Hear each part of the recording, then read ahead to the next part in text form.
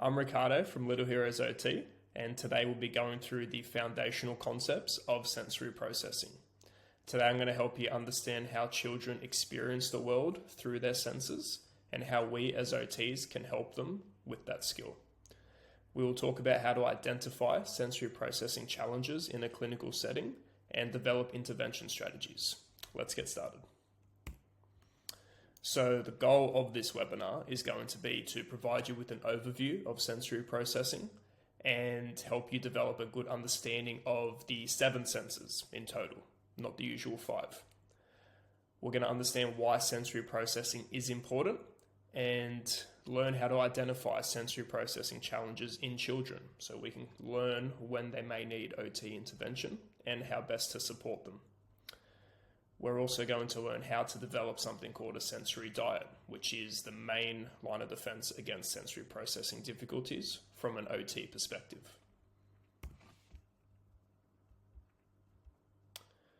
So let's start with what exactly is sensory processing.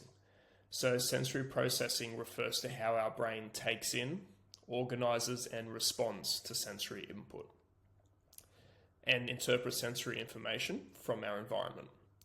Think of it like this. Every moment our brain is flooded with sensory input. What we see, hear, touch, smell, taste, and even how our body is moving through space. Sensory processing allows us to make sense of this information and respond appropriately. Let's go through an example. So if you touch a hot stove, your body receives sensory information. Your brain processes it and you instinctively pull your hand away. Sensory processing helps us navigate our daily lives by filtering and prioritizing important sensory information and minimizing distractions. And it's crucial in making sure that we respond appropriately when presented with situations like our example. So you're probably familiar with the 5 basic senses, which are sight, hearing, taste, touch, and smell.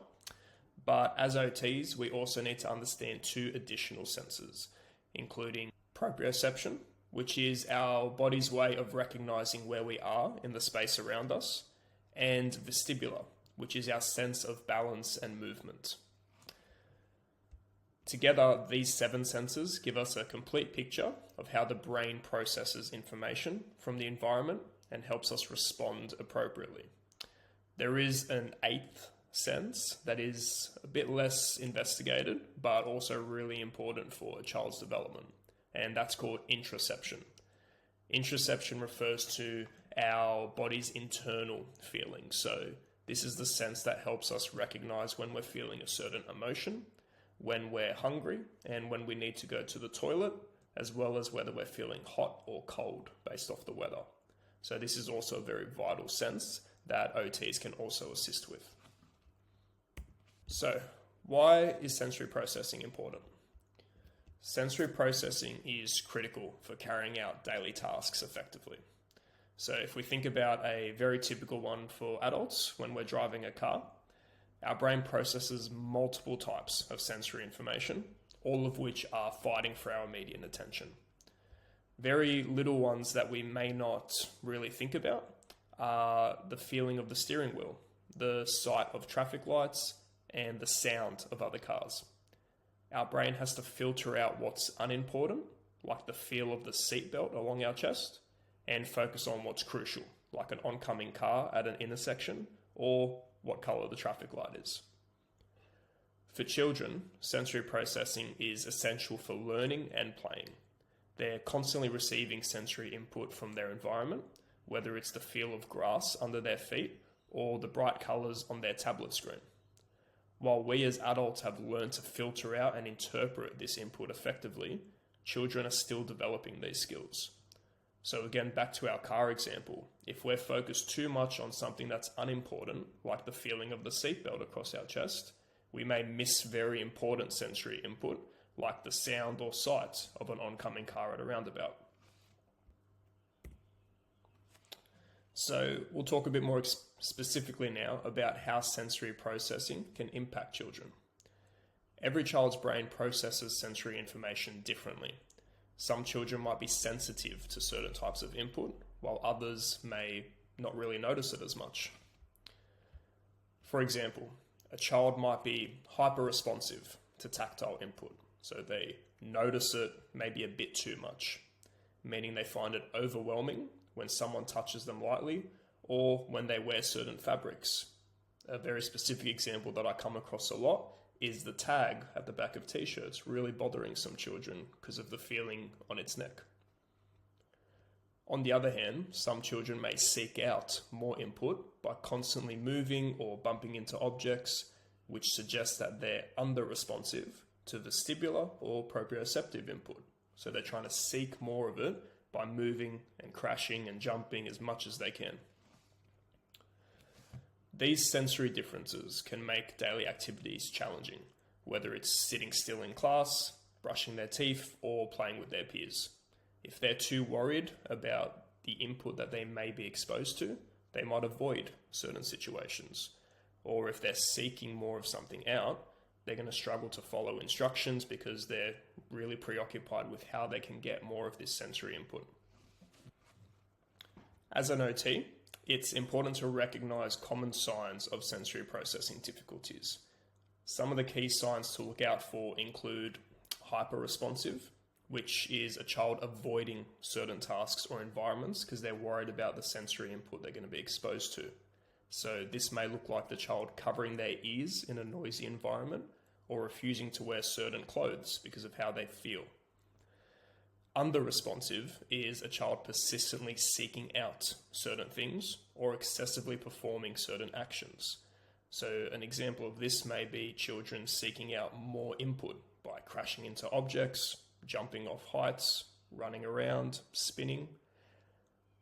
Difficulties with motor skills, attention, and regulating one's emotions are also often tied to sensory processing challenges. Each child's sensory profile is unique, so one child's experience of sensory overload will look very differently to another's. So our role as OTs is to help children understand and manage sensory input so they can participate in everyday activities more comfortably. The first step is identifying which senses are creating challenges for the child. This can be done through a sensory profile, typically completed in collaboration with the child's family and teaching staff. Once we have an understanding of the child's sensory profile, we can design a personalized sensory diet.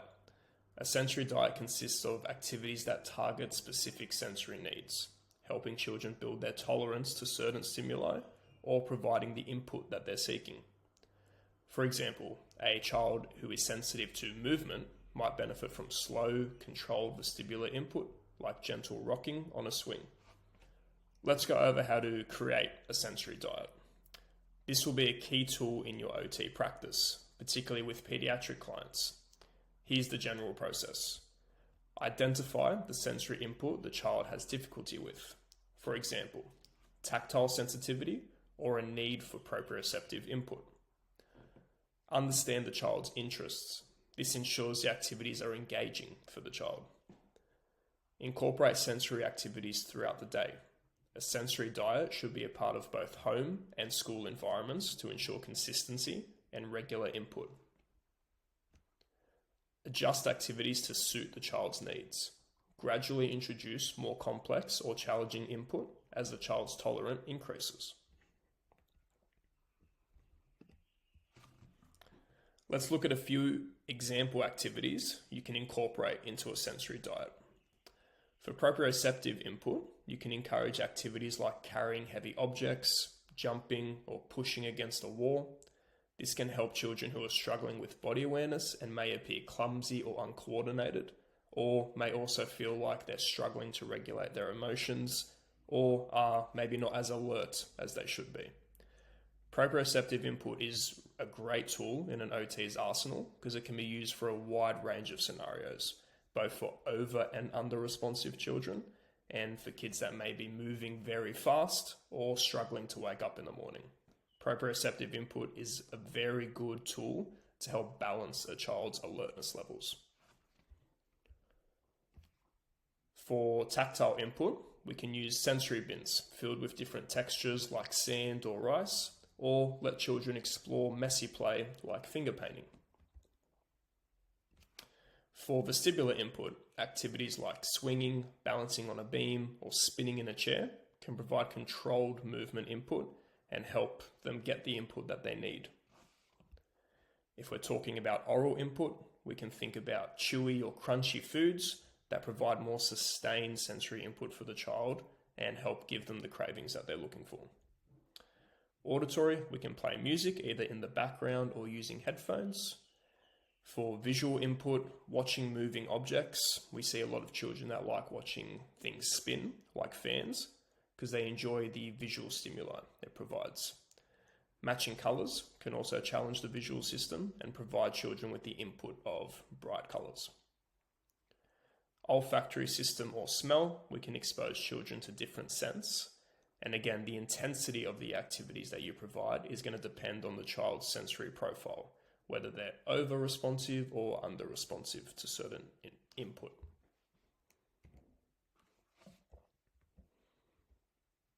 So let's walk through a quick case study. Imagine you're working with a child who is hyper-responsive to vestibular input. So they're reacting too strongly to it, which is leading them to being afraid of swings and avoiding fast movements. So this is a case where the child's participation in a lot of activities would be affected because of this sensory processing difficulty.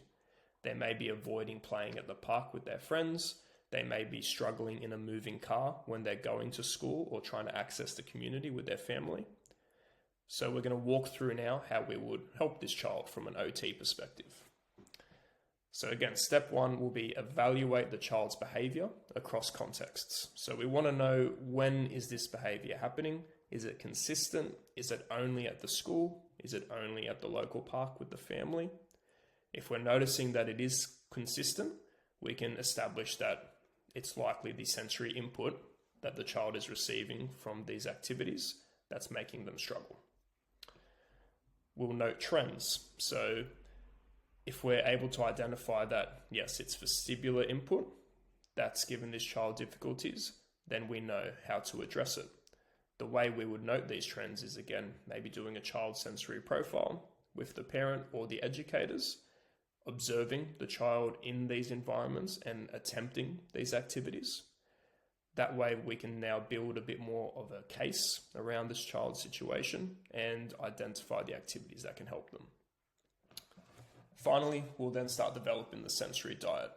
And to do this effectively, we'll want to know what the child's interests are, whether or not they like certain environments, whether they dislike certain environments, and also how sensitive they are to vestibular input, because that's going to help us know where to start our grading of the input we give them. We don't want to give them too intense vestibular input if they're very sensitive to it, because obviously that's just going to contribute more to the problem, and it's going to make them not want to do the activities we're providing them. So once we have that information, we'll then start formulating the activities. An example will be starting with gentle rocking on a therapy ball or sitting on a swing while staying still first. As the child's comfort increases, you can begin to add small, slow movements. The goal is to build the child's tolerance to vestibular input at their own pace. So let's talk about the flip side of this situation. Let's say the child was consistently pursuing this type of movement. They were constantly running, jumping, spinning around, unable to sit still at school. That would be a sign that the child isn't really processing the movement or vestibular input that they're getting correctly, which means they constantly feel the need to seek more of it. And we see this a lot in the school environments, where children can often be labeled as either naughty or not listening, whereas in reality their body is just craving something that they need. The way we would approach this child's situation is, again, we'll go through these 3 steps. We'll build a case, we'll understand as much as we can about the child, but our sensory diet will look very differently, because we wouldn't be starting so gradually with exposing the child to this type of input. They're very well accustomed to it and are seeking it as much as they can. So what we would do is we would give them appropriate alternatives to obtain the input that they're looking for. So instead of them having to sprint around the classroom during group time, we would want to give them a set break time to seek this movement either outdoors before group time, so that they're able to then regulate and be calm for group time and participate more effectively. Or we may give them things such as a wobble cushion or fidget toys to seek the movement and input that they're looking for whilst sitting and engaging in group time.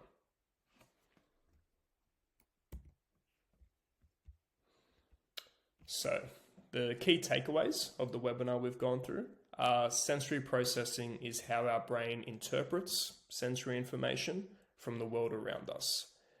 Some children struggle with filtering or responding to sensory input, and these challenges can impact their ability to function in everyday life.